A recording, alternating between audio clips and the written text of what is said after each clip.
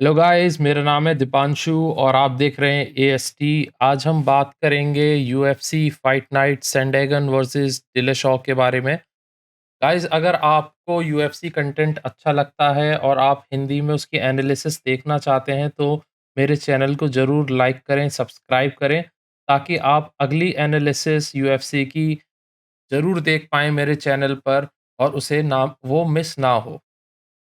तो guys, Sandhagen versus Dillashaw UFC fight night बड़ी ही मिक्स्ड बैग रही। रिजल्ट्स आप कह सकते हैं डिसीजंस काफ़ी उल्टे-सीधे थे। तो चलिए पहली मेन कार्ड इवेंट से शुरू करते हैं जो कि था Adrian Yanez versus Randy Costa. Guys, Randy Costa ने पहला राउंड बहुत अच्छा खेला। ऐसा लग रहा था कि वो एड्रियन यानेज़ को हरा देंगे। पर जैसे-जैसे राउंड्स आगे बढ़ते गए, एड्रियन यानेज़ अपना जो स्टैमिना था वो बचा के रखे हुए थे और रैंडी कोस्टा शुरू के राउंड में ही अपना सारा का सारा स्टैमिना उन्होंने यूज़ कर लिया और बाद में एड्रियन यानेज़ ने टीकेओ से रैंडी कोस्टा को हरा दिया। अगर हम दूसरी वुमेन फ्लाईवेट में बात करें, जो दूसरी फाइट थी मिरांडा मैवरिक और मेसी बार्बर के बीच में, गाइस आप इस डिसीजन को थोड़ा कंट्रोवर्शियल कह सकते हैं कि ये बार्बर के हक में गया, मेसी बार्बर के हक में, क्योंकि हमने पूरी फाइट में देखा, पूरी फाइट में मिरांडा मैवरिक ने अच्छा परफॉर्म किया था 3 राउंड और वो काफ़ी एक तरीके से ग्राउंड गेम में बार्बर को बहुत ज़्यादा परेशानी कर रखी थी। अगर आप शुरू के 2 राउंड देखो तो एकदम लग रहा था कि मैवरिक ने डोमिनेट किया है और बार्बर पीछे चल रही हैं। और लास्ट राउंड में बार्बर ने ज़रूर थोड़ा मैवरिक से ज़्यादा फुर्ती दिखाई और थोड़े ज़्यादा पंचेज़ और अटैकिंग अ, आगे फॉरवर्ड किया। बट ओवरऑल एक कंट्रोवर्शियल डिसीजन था। शायद कमेंटेटर्स भी उससे पूरी तरीके से सहमत नहीं थे कि मेसी बार्बर को ये डिसीजन देना चाहिए था जीतने का, क्योंकि उनकी नज़र में शुरू के 2 राउंड मिरांडा मैवरिक जीती थी और लास्ट का राउंड अगर बार्बर को दिया भी जाता है तो शुरू के 2 राउंड जीतने की वज़ह से ये मैवरिक को देना चाहिए था, पर जजेस ने ये मेसी बार्बर के हक में दिया और वो फाइट जीत गईं। गाइस, तीसरी फाइट की तरफ बढ़ते हैं। Featherweight Darren Elkins versus Derek Minor के बीच में। गाइस, ये फाइट बहुत ही आगे पीछे होती रही, पता नहीं लग रहा था कौन जीतेगा, क्योंकि डेरेक माइनर बहुत ही ज़्यादा आक्रामक लग रहे थे शुरू के 2 राउंड में और डैरेन एल्किंस बस बचाव कर रहे थे। पूरा मैच ग्रैपलिंग का था, दोनों ही बहुत बढ़िया ग्रैपलर्स हैं और फाइट ऐसा लग रहा था कभी डैरेन एल्किंस सबमिट कर देंगे डैरेन माइनर को, या कभी लग रहा था कि माइनर सबमिट कर देंगे एल्किंस को। पर एल्किंस का तजुर्बा काम आया इस फाइट में और डैरेन एल्किंस ने डेरेक माइनर को सबमिट करा दिया। बहुत ही रोमांचक और बहुत ही इंटरेस्टिंग फाइट थी और लास्ट में डैरेन एल्किंस जीत गए।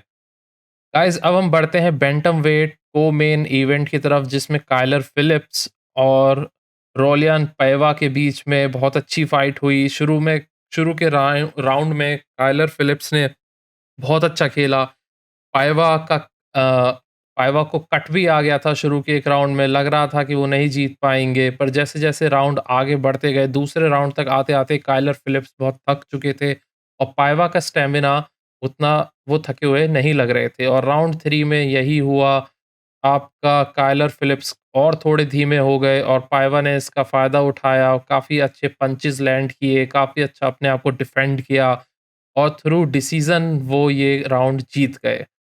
और इससे पिछला राउंड भी वो जीत गए थे राउंड 2, जिसकी वजह से उन्हें डिसीजन ओवरऑल एनोनिमस मिला और वो फाइट जीत गए। को-मेन इवेंट रॉयल पायवा जीत गए, जो कि Brazilian black jiu-jitsu black belt हैं।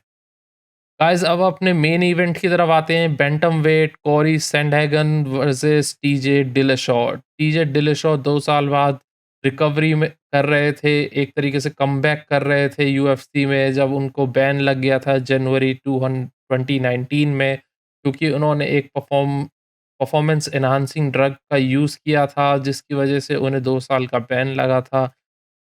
5 राउंड की ये फाइट थी और ये पूरे 5 राउंड चली। इसमें कोई सैंडहेगन ने बहुत अच्छा परफ़ॉर्म किया। कोरी सैंडहगन ने डिलेशॉ को एक स्ट्रेट जैब मारा था जिससे उनकी अपर राइट आई में एक कट लग गया जो कि काफ़ी गहरा कट था और काफ़ी उसमें से ब्लड आ रहा था जिसकी वज़ह से डिलेशॉ को देखने में परेशानी हो रही थी। फिर भी डिलेशॉ अच्छी तरीके से अपने आप को डिफेंड करते रहे और ऑक्टेगन में खड़े रहे, फाइट चलती रही। कोरी सैंडगन ने काफ़ी अच्छे शॉट्स कनेक्ट किए, पर लास्ट में टिल 5 राउंड आफ्टर 5 राउंड्स देखा गया कि जजेस ने टिल डिलेशॉ को unanimously I think it was a split decision by split decision TJ Dillashaw को विक्ट्री दे दी। अ, बाद में इंटरव्यू में कोरी सैंडहगन ने ऑक्टागन में कहा भी कि उन्होंने सब कुछ किया, उन्होंने इतना ज़्यादा डैमेज भी नहीं लिया, उन्हें समझ में नहीं आ रहा कि टीजे डिलेशो को विक्ट्री कैसे मिल गई और उनकी इस बात से मैं पूरी तरीके से सहमत हूँ। पूरे 5 राउंड्स में दिखा कि कोरी सैंडहगन ने डोमिनेट किया था, सेंटर ऑफ ऑक्टागन को डोमिनेट किया था और टीजे डिलेशॉ अब बैक फुट पे लग रहे थे। वो इतने शॉट्स कनेक्ट नहीं कर पा रहे थे, जबकि कोरी सैंडहगन ने काफ़ी शॉट्स कनेक्ट किए, काफ़ी अच्छी तरीके से उन्होंने टेक डाउन किए, जो एक मुझे लगता है कि जजेस ने थोड़ा-सा टीजे डिलेशॉ के बारे में एज इसलिए लिया क्योंकि मुझे लगा कि टीजे डिलेशॉ ने कई बार कोरी सैंडहगन की बैक पकड़ी थी, वो बैक डोमिनेट करना चाह रहे थे सैंडहगन की, पर वो ज़्यादा उनको टेक डाउन नहीं कर पाए थे और कमेंटेटर्स भी कह रहे थे कि जब तक आप टेक डाउन ना करो, तब तक बैक का पॉइंट नहीं मिलता है। उसके बाद भी टीजे डिलेशॉ को पॉइंट्स मिले और स्प्लिट डिसीजन के थ्रू वो जीत गए। गाइस इस फाइट नाइट में काफ़ी डिसीजंस ऐसे थे जो डिबेटेबल थे। लग रहा था कि दूसरे अपोनेंट ने डोमिनेट किया है, पर उनके अपोजिट अपोनेंट को इसमें विन मिल गई, वो जीत गए।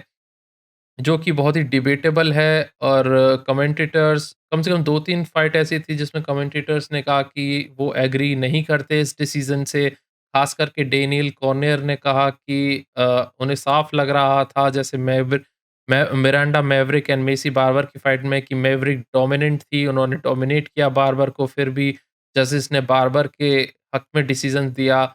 ऐसा ही हुआ आपके टीजे डिलेशॉ वर्सेस सैंडेगन में जो मेन इवेंट था। तो गाइज़ आप क्या सोचते हो UFC fight night Sandhagen versus Dillashaw के आउटकम के बारे में और जजेस के डिसीजन के बारे में मुझे ज़रूर बताएँ कमेंट सेक्शन में। और अगर आप ऐसी वीडियो चाहते हैं कि मैं भविष्य में ऐसी वीडियो आपके लिए लाता रहूँ एनालिसिस यूएफसी की हिंदी में, तो मुझे सपोर्ट कीजिए, मुझे कमेंट सेक्शन में बताइए कि आपको कैसा लगा और मैं किस तरीके से और इसमें सुधार कर सकता हूँ। तब तक के लिए guys tata, bye bye. I'll see you in the next video. Till then, goodbye.